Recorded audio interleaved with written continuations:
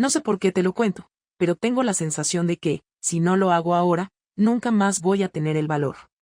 Todo comenzó con algo tan insignificante que ni siquiera parecía digno de recordarse, un error en una nota de voz. Fue una tarde cualquiera en la oficina, un jueves gris de marzo, y yo estaba respondiendo mensajes de trabajo en el grupo de WhatsApp de mi departamento. Tenía prisa, los auriculares puestos, el teléfono lleno de notificaciones. Grabé una nota para mi compañera de mesa, y sin darme cuenta la envié al chat equivocado. Al de mi marido, Marcos. Hasta aquí, nada grave, ¿no? Podría haber sido una confusión normal. Pero en esa maldita nota, mi voz sonaba distinta. No por lo que decía, porque solo era una frase banal, algo como mañana quedamos donde siempre, no llegues tarde, sino por cómo lo decía.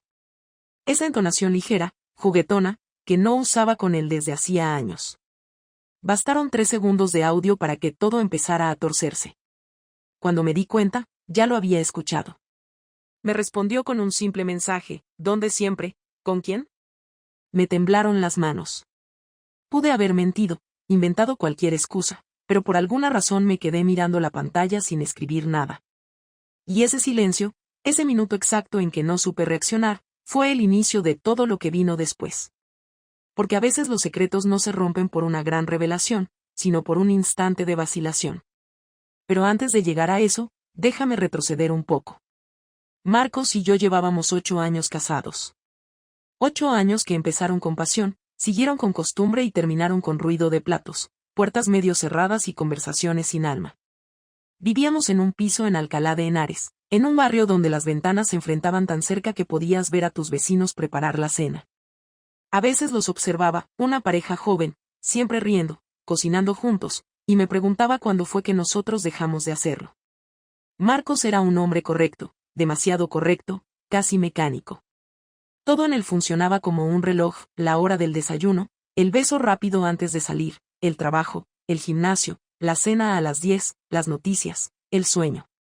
A veces pensaba que si se quedaba sin electricidad, simplemente dejaría de moverse. Yo, en cambio, me había convertido en una sombra. Cumplía, trabajaba, sonreía en las fotos familiares, pero por dentro me estaba pudriendo. Y entonces, apareció Sergio. No voy a inventar romanticismos, no fue amor a primera vista, ni un flechazo cinematográfico. Fue un proceso lento, casi imperceptible, como una grieta que se abre en una pared vieja y que un día, sin previo aviso, se convierte en un agujero. Trabajábamos en la misma empresa, en diferentes departamentos, y lo conocía solo de vista. Un día, durante un almuerzo de grupo, me hizo una pregunta cualquiera y terminó contándome su vida. No lo sé explicar, pero su forma de hablar tenía algo adictivo, mezclaba sarcasmo, calma y una atención que hacía años no recibía. Me escuchaba de verdad. Y cuando un hombre te escucha sin interrumpir, sin juzgar, es peligroso. Esa tarde, después de aquel almuerzo, llegué a casa y noté por primera vez lo silencioso que era mi matrimonio. Marcos estaba en el sofá, con los auriculares puestos, viendo un documental. No levantó la vista cuando entré. ¿Todo bien?, me preguntó sin apartar la mirada de la pantalla. Respondí que sí, pero dentro de mí algo empezó a moverse, como una hebra que se deshilacha sola. Durante semanas, me limité a cruzar palabras con Sergio en la oficina. Nos mandábamos memes, chistes sobre los jefes, nada más. Pero la tensión estaba ahí, invisible, acumulándose.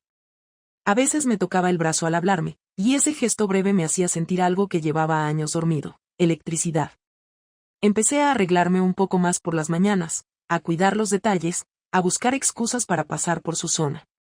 No planeaba nada, pero lo estaba construyendo sin querer. La primera vez que supe que esto iba a acabar mal fue una tarde de viernes.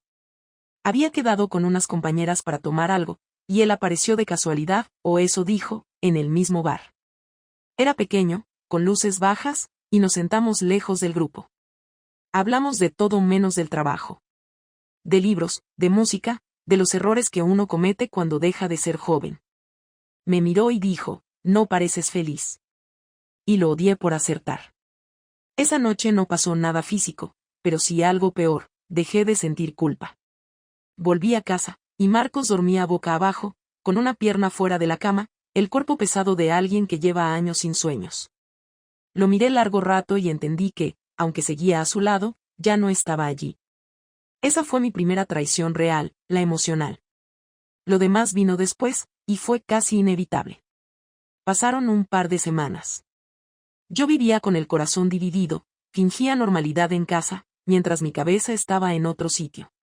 Sergio se convirtió en mi refugio silencioso, el único lugar donde podía hablar sin sentirme invisible. No justifico lo que hice, pero tampoco lo niego, la necesidad de sentirse vista puede destruirte si la reprimes demasiado tiempo. Y entonces llegó aquella nota de voz. El error que encendió la mecha.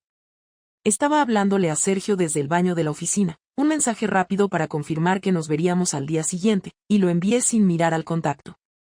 Cuando Marcos lo escuchó, ya era tarde. Me escribió esas 4 palabras que aún me persiguen: ¿dónde siempre? ¿Con quién? El resto del día lo pasé intentando actuar con normalidad, pero el miedo se me notaba en la voz. A las 7 salí del trabajo y me encontré su coche aparcado frente al edificio. No hacía eso nunca. Entré, me saludó sin mirarme, arrancó el motor. El trayecto a casa fue un silencio absoluto, pesado, como si el aire se hubiera convertido en plomo. En cuanto cerró la puerta del piso, lo noté distinto. Me observaba como si fuera una desconocida. ¿Quién es?, preguntó sin levantar la voz. No supe responder. No había preparado una mentira, y lo peor fue que ni siquiera me salía una verdad. Quise explicarle que no era lo que parecía, pero hasta yo sabía que sí lo era. Entonces me miró fijo, sin gritar, sin moverse, y dijo algo que me dejó helada. Sabía que iba a pasar. Lo noté hace meses. Solo estaba esperando que lo confirmaras. Esa frase me atravesó. No porque fuera dura, sino porque en el fondo era cierta. Él lo sabía, y aún así no hizo nada para evitarlo. Me había dejado ir sin luchar, sin un intento de rescatarme. Y ahí entendí algo brutal: no todo engaño empieza con un beso. A veces empieza cuando uno deja de cuidar lo que ama. Aquella noche dormimos en la misma cama, espalda contra espalda, pero ya no éramos marido y mujer. Éramos 2 desconocidos que compartían techo por costumbre. A la mañana siguiente, él se levantó antes que yo, preparó café y se fue sin decir palabra. Me dejó una nota en la mesa: hablaremos cuando tengas algo que decirme. Y supe que tarde o temprano lo tendría que decir todo. Porque esa nota de voz no fue solo un error de dedo. Fue el eco de una vida que ya no existía. Cuando Marcos dejó aquella nota en la mesa, supe que el silencio era más peligroso que cualquier grito. No era un enfado impulsivo, era la calma de alguien que ha asumido la traición y está esperando a ver hasta dónde llega. No me escribió, no llamó, no preguntó nada durante 3 días. Iba al trabajo, dormía fuera, y yo no sabía si debía hablarle o fingir que todo seguía igual. Vivíamos en el mismo piso, pero parecía una casa vacía. Su cepillo de dientes estaba ahí, su ropa también, pero su presencia no. El vacío entre los dos se volvió tan físico que empecé a sentir que respirábamos distinto aire. Intenté enviarle un mensaje el segundo día: podemos hablar si quieres. No respondió. Lo borré a los 10 minutos porque no soportaba ver el doble check azul. Sergio, mientras tanto, seguía ahí, insistente pero prudente. Había notado que algo andaba mal, me miraba distinto, como si supiera que había cruzado un punto de no retorno. Una tarde me esperó a la salida del trabajo. No dijo nada al principio, solo caminó conmigo. Cuando llegamos al coche, se detuvo y me preguntó si estaba bien. No lo estaba, pero no podía decirle que todo se había derrumbado por mi culpa. Me ofreció ir a tomar algo, desconectar. No debería haber aceptado, pero lo hice. Fue el tipo de decisión que se toma por impulso, como si un pequeño acto de fuga pudiera borrar una vida entera. Fuimos a un bar en el centro, uno que tenía paredes viejas y mesas pequeñas donde la gente hablaba en voz baja. No era un sitio romántico, pero era un lugar donde nadie nos conocía. Hablamos durante horas. Le conté que Marcos había descubierto algo, sin decirle exactamente qué, y él lo entendió sin pedirme más explicaciones. Esa forma suya de no presionar me confundía y me tranquilizaba al mismo tiempo. En algún momento me tomó la mano, y no la retiré. Era un gesto mínimo, pero lo sentí como una declaración. Y entonces pasó, lo besé. No sé si lo hice por deseo, por rabia o por sentirme viva, pero fue consciente, claro, sin culpa previa. Esa noche terminé en su casa. No hubo promesas ni palabras vacías, solo dos personas intentando llenar un hueco que no se podía llenar. Al día siguiente, cuando desperté, todo era distinto. No había romanticismo, ni satisfacción, ni alivio. Había un peso en el pecho y una claridad brutal, lo que había hecho no tenía vuelta atrás. Mientras él dormía, me vestí despacio y salí sin hacer ruido. El aire de la mañana era frío, y el camino hasta casa se me hizo interminable. Entré al piso y vi la nota de Marcos aún sobre la mesa, la misma que había dejado días antes. No la había movido, como si fuera un recordatorio de lo que había roto. Me senté frente a ella, la leí una vez más, y supe que no había forma de que pudiera explicarle nada sin destruirlo del todo. Las horas siguientes fueron un intento torpe de normalidad. Lavé los platos, limpié el baño, cociné algo que ni siquiera probé. Todo lo hacía de manera automática, sin pensar, porque si paraba a pensar un segundo me venía la imagen de su cara preguntando ¿quién es? Por la tarde, cuando escuché el sonido de sus llaves en la puerta, el corazón me dio un vuelco. No sabía si iba a hablar, si iba a gritar o si simplemente iba a marcharse. Pero lo que hizo fue peor, entró, dejó las llaves sobre la encimera, me miró de arriba a abajo y dijo, ya no hace falta que mientas. Su tono no era violento, era definitivo.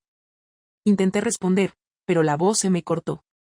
Me miraba con los ojos fríos, sin una pizca de emoción, como si delante de él no estuviera su esposa, sino alguien que ya no conocía. Caminó hacia el dormitorio, abrió el armario y empezó a guardar ropa en una maleta. Le pregunté a dónde iba.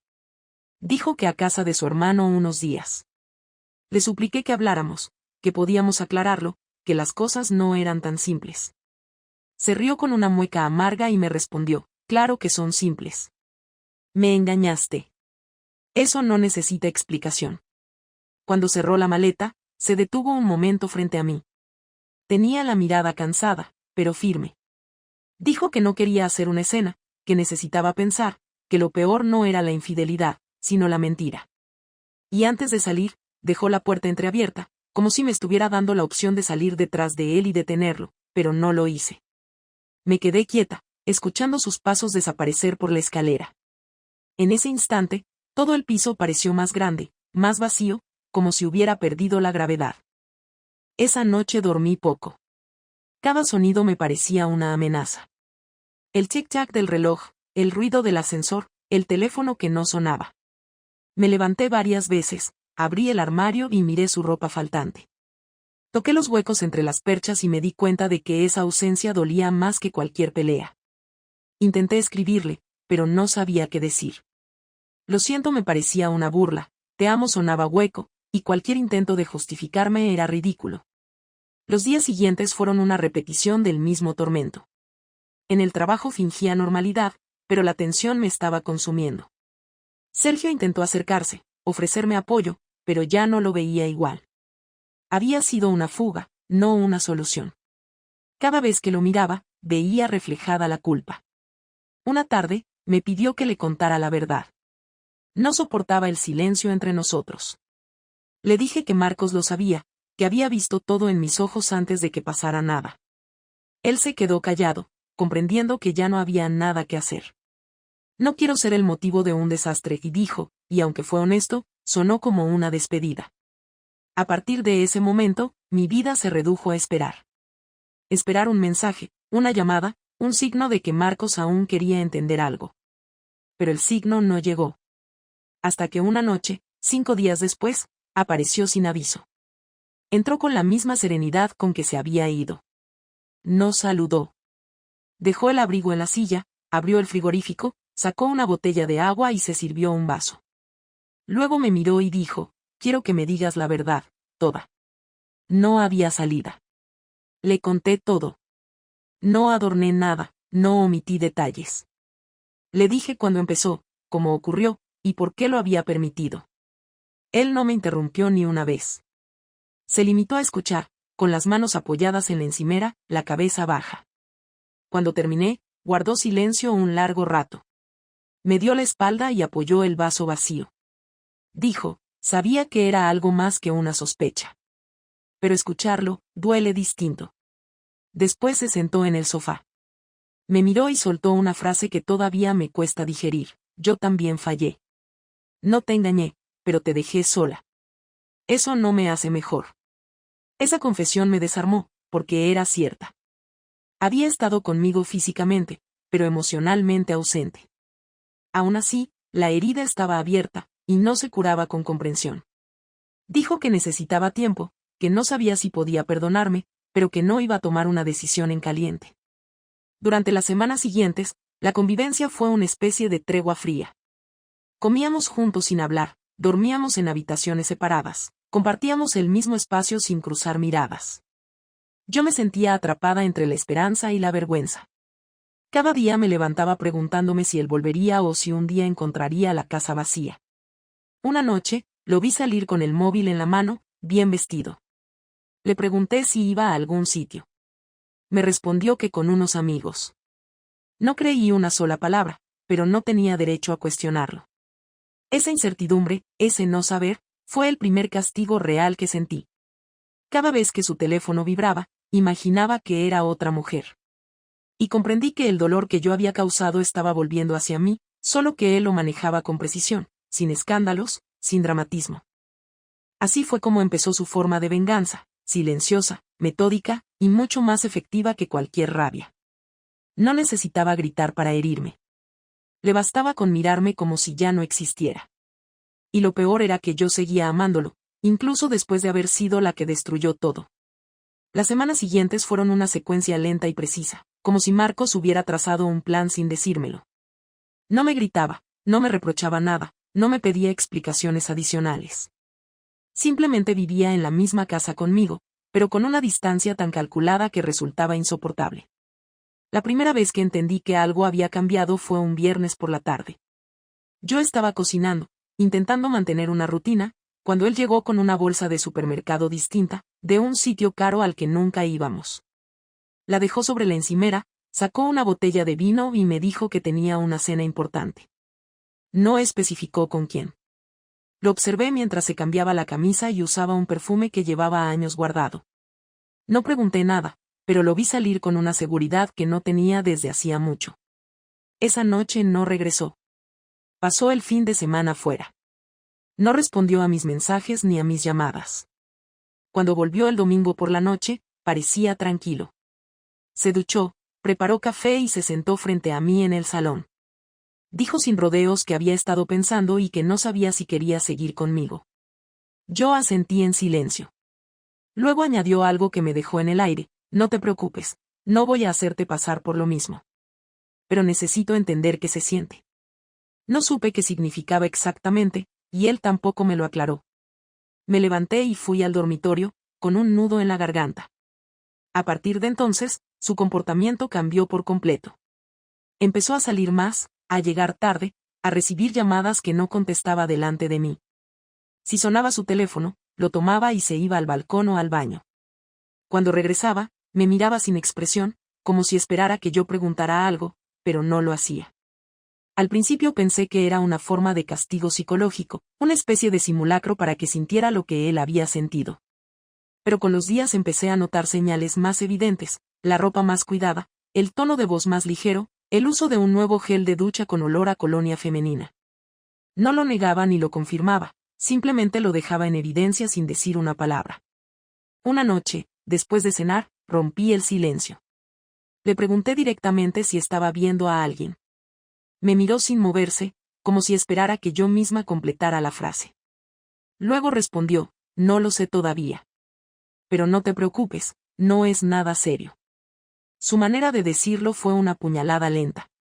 No era una confesión de amor hacia otra persona, sino una venganza perfectamente medida. Me estaba devolviendo la incertidumbre que yo le había provocado. Lo odié por eso y al mismo tiempo entendí que era justo. Durante las siguientes semanas, mantuvo esa rutina.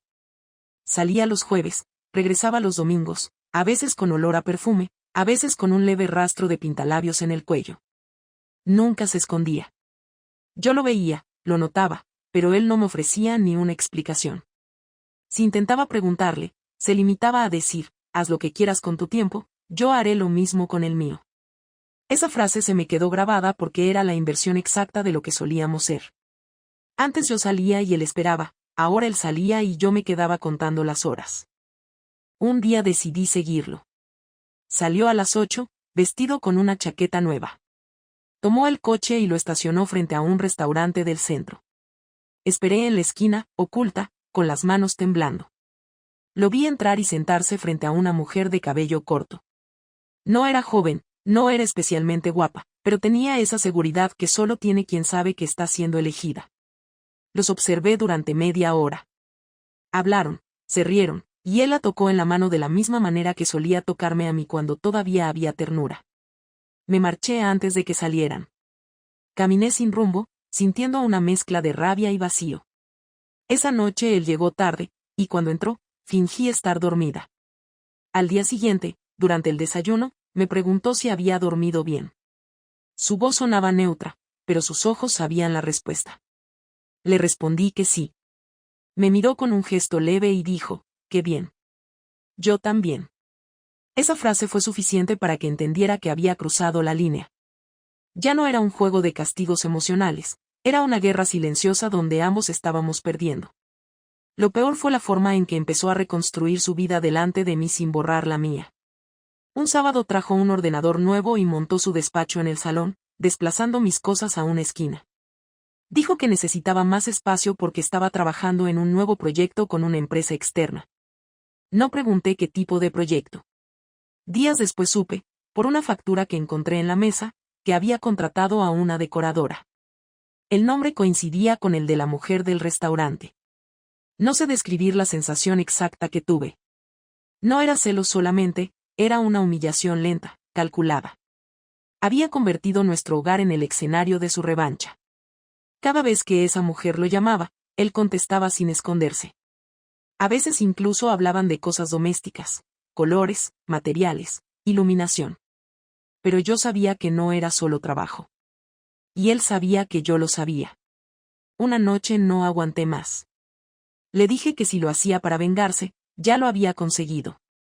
Le pedí que parara, que habláramos, que intentáramos reconstruir algo, aunque fuera distinto. Me escuchó en silencio y luego dijo, no lo hago para vengarme. Lo hago para ver si todavía puedo sentir algo.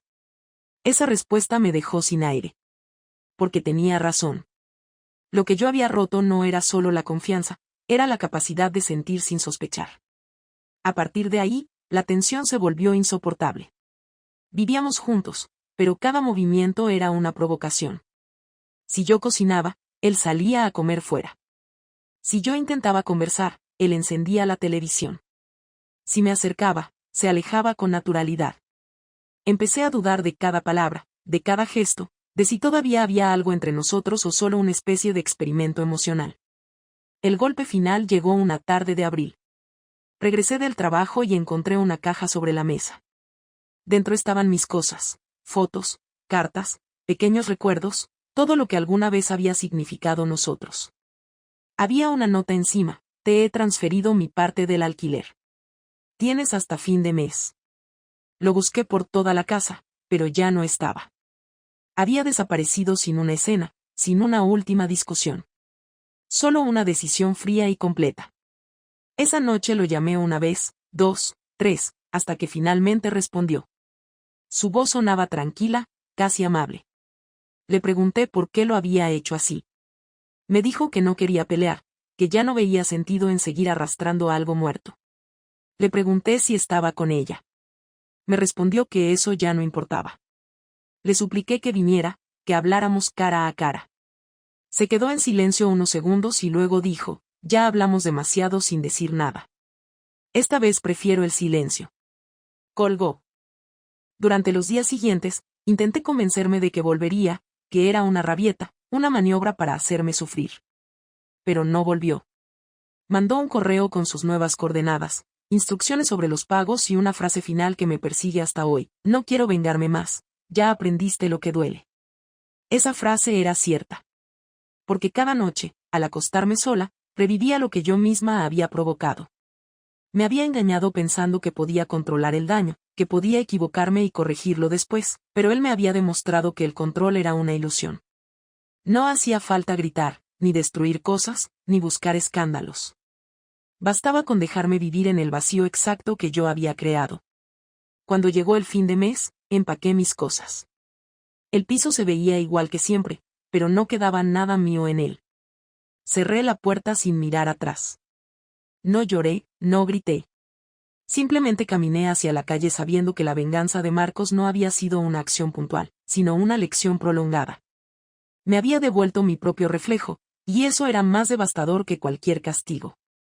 Encontrar un nuevo lugar para vivir fue menos complicado de lo que pensé, pero cada trámite me dolía porque significaba aceptar que ya no formaba parte de nuestra historia. Alquilé un pequeño apartamento en Guadalajara, un sitio amueblado con lo justo, una cama, una mesa y un sofá incómodo. No era la casa en la que había compartido 8 años de vida, pero era lo que podía pagar. La primera noche no dormí, no por miedo, sino porque el silencio era demasiado real. Sin el sonido de sus llaves, sin el ruido del televisor en la otra habitación, sin su respiración al otro lado de la pared, la soledad adquirió un peso que no había sentido antes. Pensaba que estar sola me haría libre, pero en realidad lo que me hizo fue consciente de cada error. Durante los primeros días, no supe qué hacer con el tiempo. Trabajaba, volvía al piso, cocinaba algo rápido y pasaba horas mirando el móvil sin saber a quién escribir. Mis compañeras del trabajo sabían que algo había pasado, pero ninguna se atrevía a preguntar. Una de ellas, Laura, me dijo que lo mejor era distraerme, salir, conocer gente. Lo intenté. Fui a un par de cenas, fingí interés, pero todo me resultaba vacío. Lo peor era que cada conversación terminaba girando en torno a Marcos, aunque no lo mencionara. Su nombre seguía en cada cosa que hacía. 2 semanas después de mudarme, me escribió. No era un mensaje sentimental, era directo y administrativo. Me pedía que le confirmara la recepción de una transferencia pendiente y que firmara unos papeles del contrato de alquiler. Le respondí con cortesía, sin añadir nada personal. A los pocos minutos, volvió a escribir, espero que estés bien. Ese mensaje me paralizó. Lo leí varias veces, intentando descifrar si lo había escrito por educación o por verdadera preocupación. Le respondí, estoy intentando estarlo. No contestó. Esa ausencia de respuesta me dolió más que si hubiera sido cruel. Días después, lo vi por casualidad. Fue un martes por la tarde, en una cafetería cerca de la oficina. Entré para pedir un café para llevar y él estaba sentado en una mesa, con la misma mujer con la que lo había visto en el restaurante. Reían, compartían el móvil, parecían cómodos. Me vio al instante, y el gesto que hizo fue lo más desconcertante, una leve inclinación de cabeza, sin sorpresa ni incomodidad. Ni una muestra de culpa, ni de orgullo. Solo la naturalidad de quien ya ha cerrado un capítulo. Me quedé quieta unos segundos, luego salí sin pedir el café. No lloré, pero sentí una presión en el pecho que me duró todo el día. Esa noche, en mi apartamento, entendí que había perdido algo más que un matrimonio. Había perdido la versión de mí que existía cuando creía que el amor era inquebrantable. No era solo culpa ni remordimiento, era un tipo de vacío que no sabía cómo llenar. Intenté distraerme con trabajo, con tareas domésticas, con series, con cualquier cosa que me hiciera olvidar el sonido de su voz. Pero no se puede sustituir a alguien que sigue vivo dentro de tu cabeza. Un sábado por la mañana, me escribió Sergio después de semanas sin contacto. Quería saber cómo estaba. Me pidió que tomáramos un café, que habláramos sin presiones. Dudé durante horas antes de aceptar. Nos vimos en un bar pequeño, lejos de todo lo conocido. Cuando lo vi, sentí una mezcla de nostalgia y culpa. Me dijo que había sabido por compañeros que Marcos y yo ya no vivíamos juntos. Le conté lo básico, sin entrar en detalles. Él escuchó sin interrumpir. Luego me dijo que también lo había dejado con su pareja. Me preguntó si pensaba volver con Marcos. Le respondí que no lo sabía, que ya no dependía de mí. Me miró en silencio un largo rato y luego dijo, no te juzgo, pero lo que hicimos tuvo consecuencias para todos. Esa frase me acompañó durante días. Después de aquel encuentro, entendí que no podía seguir buscando explicaciones en los demás. Empecé a ir a terapia. No lo hice para reconciliarme con nadie, sino para entender por qué había llegado a ese punto. Las primeras sesiones fueron insoportables. Hablar de mí misma sin excusas me obligó a reconocer que no había sido víctima de la rutina, sino cómplice. Había permitido que la distancia creciera, Había dejado de hablar cuando debía hacerlo. Había preferido buscar alivio en otra persona antes que enfrentar lo que me dolía. La psicóloga me lo dijo sin suavizar: no buscabas amor, buscabas validación. Y tenía razón. Con el paso de los meses, empecé a aceptar mi nueva realidad.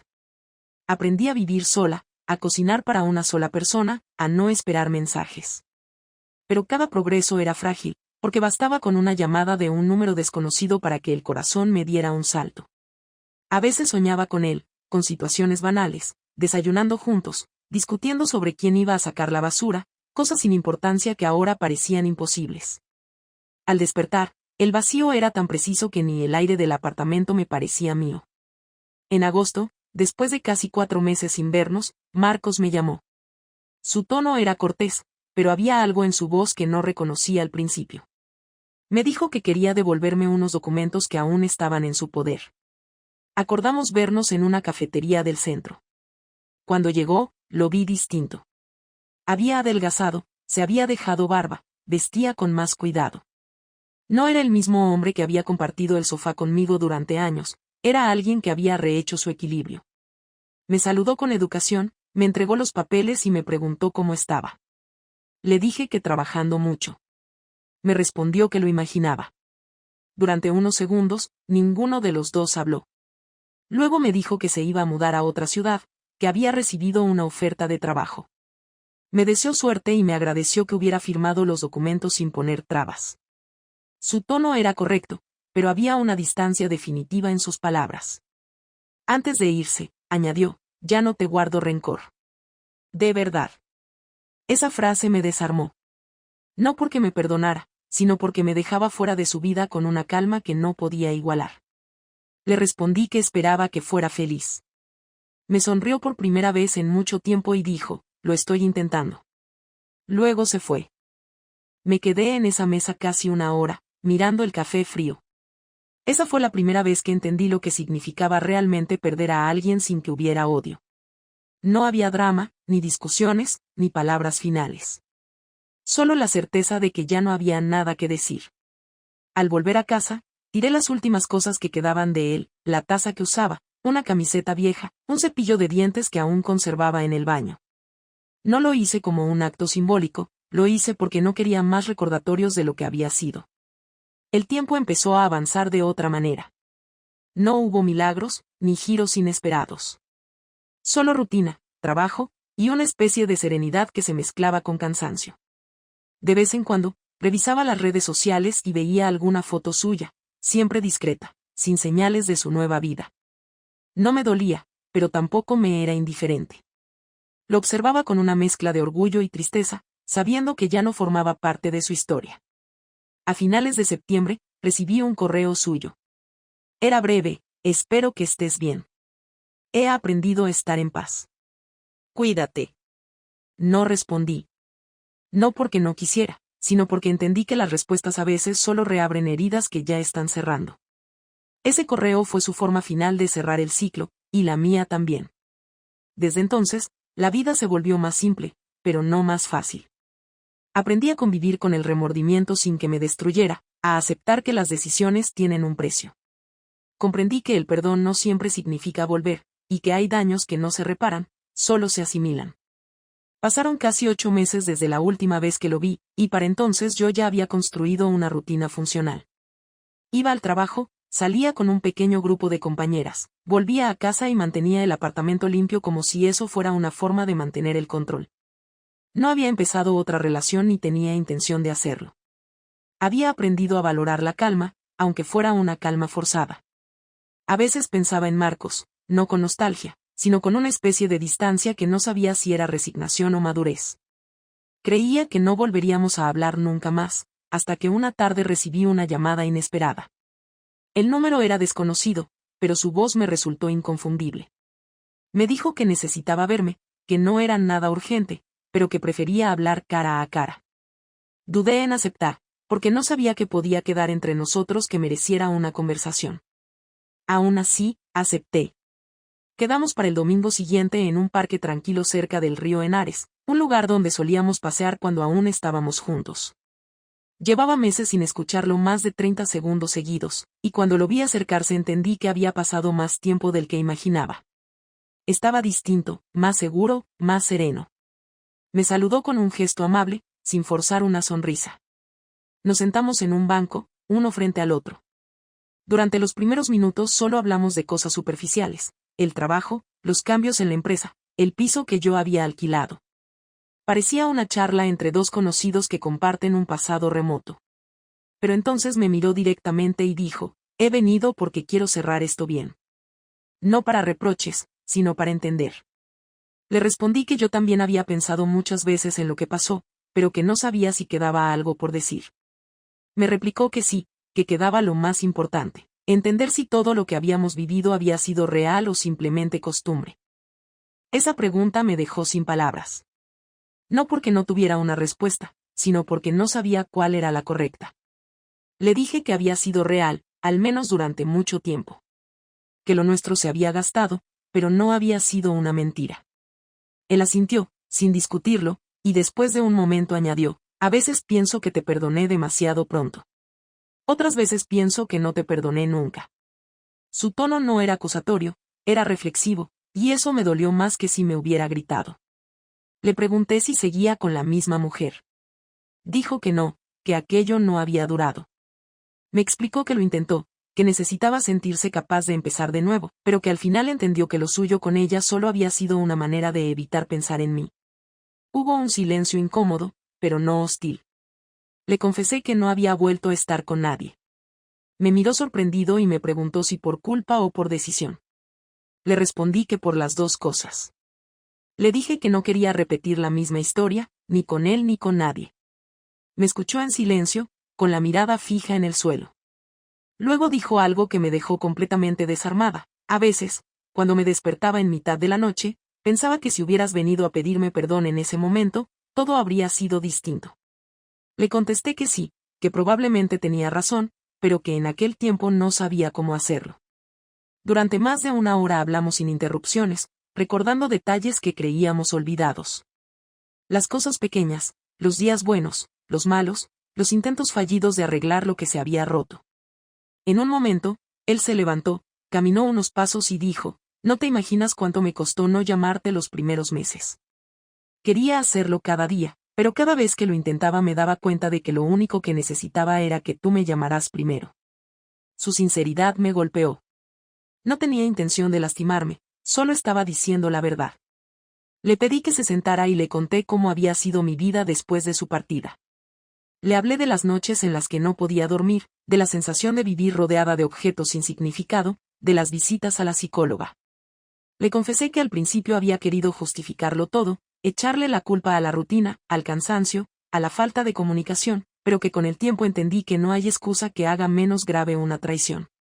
Dije que lo más difícil no fue perderlo, sino aprender a vivir con la versión de mí que había hecho aquello. Él me escuchó sin interrumpir, con una expresión entre tristeza y comprensión. Cuando terminé, respiró hondo y dijo, no sabes cuánto quise oír eso. No porque necesite tu arrepentimiento, sino porque necesitaba saber que al menos tú también lo entendiste. Le respondí que sí, que lo había entendido de la forma más dura posible. Se quedó en silencio unos segundos y añadió, no me alegra lo que hice después, cuando salía con otras mujeres, cuando te ignoraba. Lo hice porque no sabía cómo gestionar el dolor, y supongo que quería que tú sintieras una parte del mío. Le dije que lo sabía, que su venganza había sido silenciosa pero efectiva. Sonrió un poco y dijo, sí, pero al final me dañó más a mí que a ti. Esa fue la primera vez que lo vi hablar sin rencor, sin tensión, sin defensas. Me di cuenta de que ya no estábamos discutiendo por el pasado, sino reconociéndolo. Fue un momento extraño, porque no sentí amor, ni odio, ni deseo. Sentí algo más difícil de explicar, una calma incómoda, como si por fin hubiéramos llegado al punto donde no quedaba nada más que aceptar. Me pidió que camináramos un poco. Mientras andábamos por el sendero del parque, me dijo que no buscaba volver conmigo, que no era esa la razón de la cita. Dijo que solo necesitaba despedirse de verdad, sin orgullo ni rabia, y que quería hacerlo antes de mudarse definitivamente a Valencia. Me preguntó si yo había encontrado paz. Le dije que estaba en proceso. Me contestó que eso era suficiente. Antes de irse, se detuvo frente a mí y me dijo, no sé si alguna vez volveré a amar igual, pero al menos ahora sé cómo no quiero vivir. Gracias por lo bueno y por lo malo, porque al final todo me cambió. Le respondí que yo tampoco sabía si podría volver a confiar en alguien, pero que me alegraba de que él lo hubiera entendido así. Nos quedamos mirándonos unos segundos, y luego me abrazó. No fue un abrazo sentimental, fue un cierre. Cuando se alejó, no sentí el impulso de detenerlo. Lo vi irse y supe que era el final correcto, no un final feliz, pero sí uno que tenía sentido. Me quedé un rato más en el parque, repasando todo lo que habíamos hablado, entendiendo que el verdadero perdón no se dice, se demuestra en cómo uno sigue adelante sin destruir al otro. Esa noche, ya en casa, pensé en cada frase, cada pausa, cada mirada. Me di cuenta de que por primera vez en mucho tiempo no sentía rabia ni tristeza. Lo que sentía era una especie de aceptación. Marcos ya no formaba parte de mi vida, pero seguía siendo alguien que había definido una parte esencial de quién era yo. Entendí que algunas personas no se quedan, pero dejan en ti las consecuencias de su paso. Los días siguientes pasaron sin sobresaltos. No volví a saber de él, ni lo busqué. Supe, a través de conocidos, que efectivamente se había mudado y que estaba bien. No quise más información. La última conversación había sido suficiente. Me había devuelto algo que no esperaba, una sensación de equilibrio, una comprensión tardía de que no siempre se puede reparar, pero sí cerrar con dignidad. A partir de entonces, empecé a vivir con menos miedo. Dejé de repasar mentalmente las cosas que debía haber hecho diferente. Ya no necesitaba perdonarme cada mañana. Simplemente acepté que había cometido un error, que había destruido algo importante, pero que también había aprendido a no seguir repitiéndolo. Esa conversación no cambió mi pasado, pero me permitió tener un futuro distinto. Por primera vez desde que todo empezó, pude dormir sin que su nombre me persiguiera. Y eso, para mí, fue suficiente. Han pasado 2 años desde aquella última conversación, aunque el tiempo ha modificado muchas cosas, todavía recuerdo cada detalle con la claridad de quien no ha querido olvidar. No porque me aferre al pasado, sino porque es la única forma de no repetirlo. Sigo viviendo en el mismo apartamento, pero ya no se siente como un refugio de culpa. Lo adapté poco a poco, sin grandes cambios, solo reemplazando lo que me recordaba a él.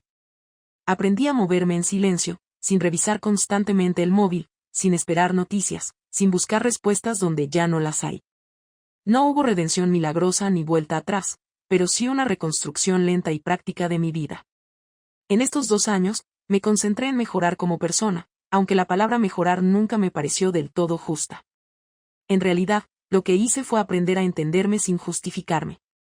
Continué yendo a terapia hasta que un día, sin planearlo, la psicóloga me dijo que ya no necesitaba volver. Me explicó que había logrado lo más difícil, aceptar la responsabilidad sin cargarla como castigo. No supe qué contestarle.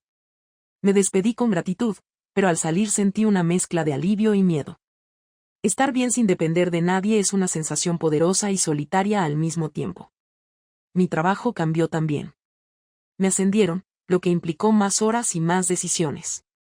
A veces pienso que el esfuerzo que puse en mejorar profesionalmente fue una forma de llenar el hueco que había dejado mi vida personal, pero no me arrepiento. Encontré satisfacción en hacer las cosas con precisión, en cumplir metas que no dependían del afecto de nadie. Las personas del trabajo me ven como alguien disciplinada, seria, confiable. Nadie imagina el caos del que vengo. Me preguntan a veces por mi pasado, si estuve casada, y respondo que sí, que fue una etapa importante, sin dar más detalles. La mayoría no insiste. Hace unos meses, me crucé con Sergio en una feria laboral.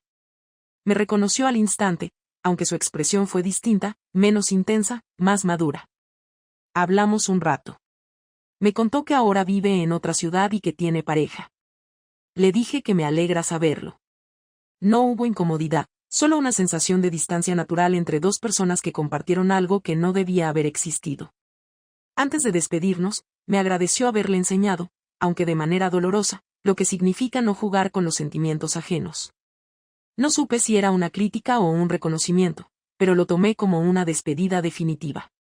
Después de ese encuentro, pensé mucho en cómo había cambiado la forma en que percibo el amor.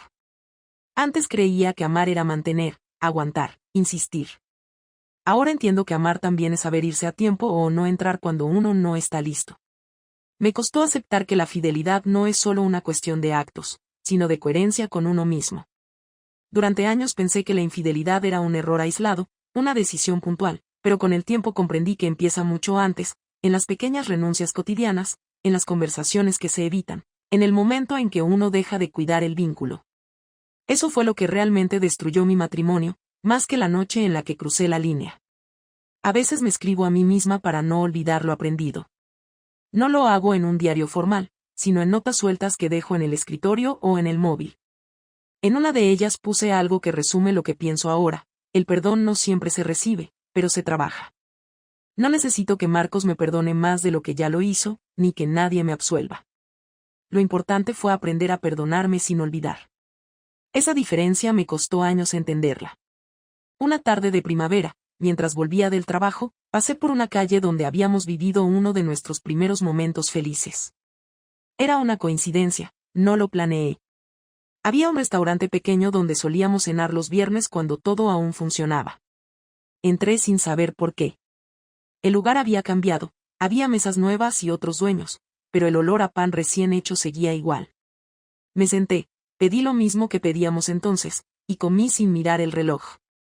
No era un acto sentimental, era una forma de comprobar que ya no dolía.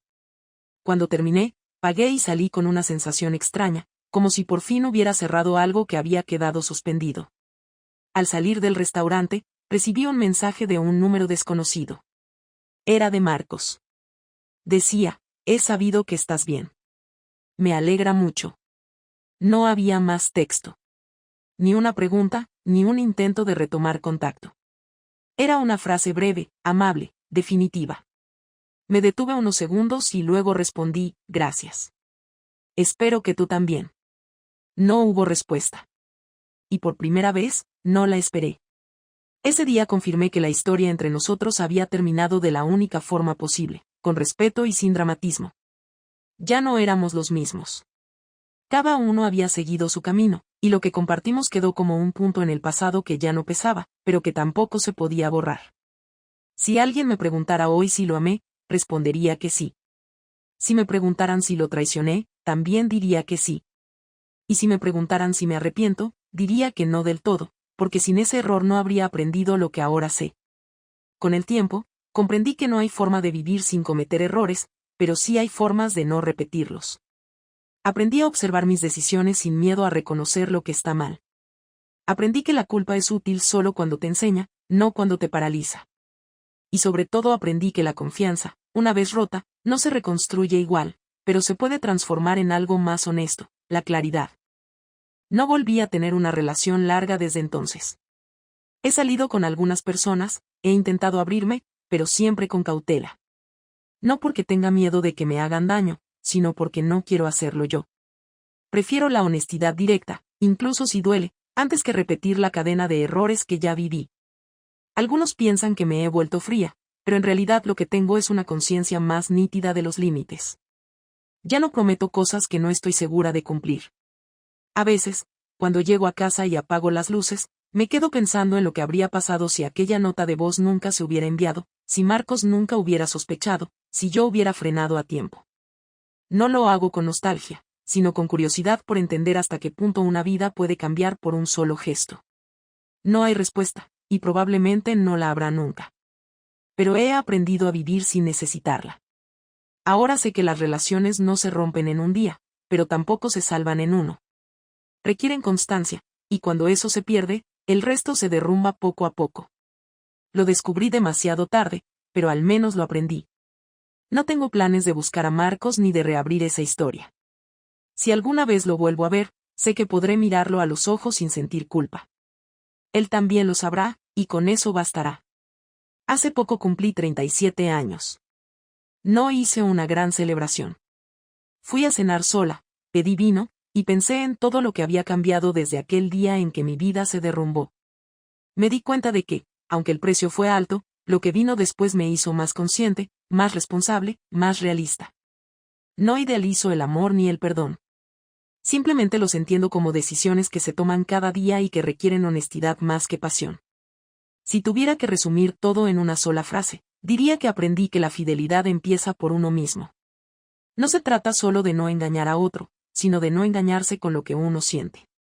Marcos me enseñó eso sin proponérselo. Y aunque nunca volveremos a ser parte de la misma historia, sé que ambos sobrevivimos al desastre con algo de dignidad. No hay moraleja en todo esto. Solo hechos, decisiones y consecuencias. Lo que empezó con una nota de voz equivocada terminó con dos personas distintas que aprendieron a hablar desde la verdad. Y quizás eso, aunque no sea una redención, es lo más cercano a una.